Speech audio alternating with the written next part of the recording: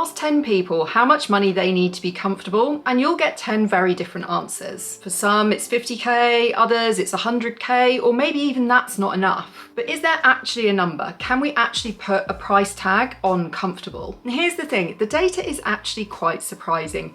Here in the UK, where 100 grand may sound like a fortune, there are plenty of people on that amount that are actually struggling. And meanwhile, someone on 28k might be closer to comfortable than what you would think. So we're gonna dig into the numbers and take a look at how much money you actually need to earn in order to be comfortable. And we'll also be talking about why it is that even when you earn big money, you may not be feeling all that well off. First of all, why does this question matter when the old saying goes, money don't buy you happiness? The trouble with that statement is, like, it sounds lovely, but money does affect happiness in reality. Pollsters at More in Common asked people to rate their life satisfaction from 1 to 10. If you're unemployed, the average score was 5.9. But if you're earning 100k or more, it jumped up to 9.1. So income does play a huge role in how satisfied we feel. But also it's really important to note that it doesn't tell the whole story. First of all, let's talk about the cost of living reality. The cost of living has changed so dramatically that what felt comfortable a decade ago does not stretch anywhere near as far today. Take housing, for example. According to the ONS, the average rent is £1,300 a month. If you head into London, it's a whole lot more. We're talking about 2 grand a month. That means that a huge slice of income disappears before we even get around to talking about bills, transport, food, or heaven forbid, fun. With energy bills, households are paying an average of around £1,700 a year. This is double what it was just a few years ago. And we all know that food inflation has been absolutely brutal too. Groceries are up more than 25% since 2021. 25%. That means that the same shopping basket that cost you £40 just a few years ago now costs you £50. I mean, have you guys seen the cost of beef mince and steak recently? I used to treat myself to a steak that I would cook at home maybe once a month, occasionally twice a month. A steak that used to cost just under £10, maybe sort of £7, £8, we're now talking like £15 for that steak. If I want to buy a really high-end steak in Sainsbury's, over £20. I think that is just insane. This has gone from a monthly, hey, like, let's relax and have a nice Saturday night steak meal at home, to a very rare, once in a while, special occasion treat kind of thing. So when people say, I'm earning more than ever, but I feel poorer, it's not in their imagination. Costs have risen faster than pay, and the gap between getting by and actually feeling comfortable is wider than ever. So how can we find the official comfortable number? Luckily, every year, researchers at Loughborough University work something out called the minimum income standard. This is their attempt to calculate how much money you need to live a life that's not luxury, but decent. So what do these numbers actually tell us? For a single adult living outside London, the number is 28k a year before tax. Here's what that looks like in real life. And we're talking Tesco baskets, not Waitrose. I personally love a trip to Waitrose and M&S. It's like my happy place, which is probably like the most middle-aged thing I've ever said. And honestly, I think for some products, they do at least rival the cheaper budget supermarkets. However, undoubtedly, I could not afford to do my weekly shop at M&S or Waitrose. It's more of like an occasional treat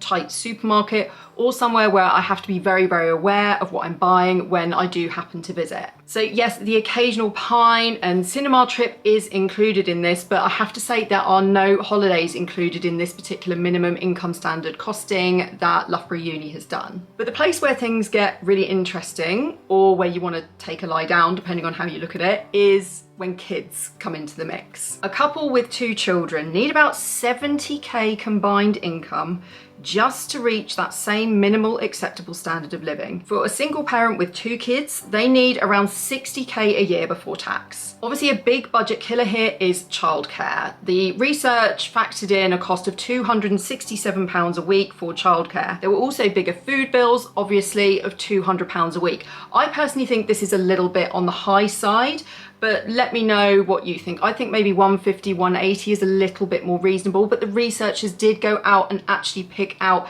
an actual basket of Tesco food when they were doing this research. They didn't just pluck a figure out of nowhere. Then obviously there's also school costs, clothes, activities. It really does snowball. I know that for us, we spend about £150 a month on the kids' clubs. Next year, we're going to need to pay around £500 so that my eldest can go on her year 6 residential trip. I am more than happy to pay this. I think it's an important rite of passage.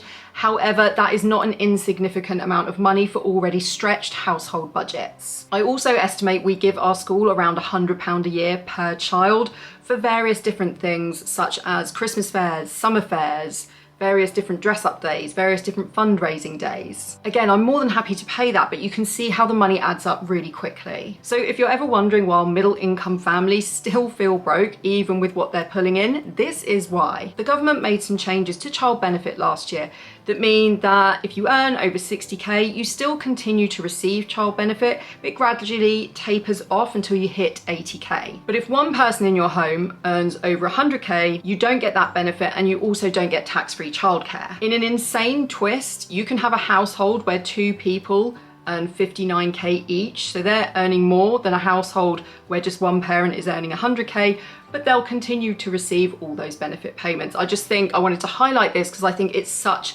a weird quirk in the system. Anyway, let's talk about London. So that £200 a week for the single person on rent, once you get into London, you can forget about that. It notches up to closer to £340 a week. Other costs go up as well, which means that a single adult in London now needs £47,300 a year just to scrape into that minimum comfortable category. Basically, they need to be close to being a higher rate taxpayer. And even then, there's really not that much money left over for fun. The official figure for eating out from this research was just £30 a month. That's basically just Pizza Hut and a Coke. And again, what's not included here is things like holidays or pets. So this is minimum comfort, and on paper, it very much looks like it's surviving rather than thriving. So let's take a look at the middle class upgrade. What if you want to go beyond the bare minimum? If you want something closer to a middle class lifestyle, the Times did an article where they worked out what you would need to earn in order to be able to afford a few lifestyle upgrades. So they did a little bit of tinkering around with the figures. They swapped Tesco for Ocado, and the weekly food shop for a single person went up from £63 to £80. They added more money to the wine budget, they added extra money to pub drinks, taking it up to £15. Eating out went up to once a week.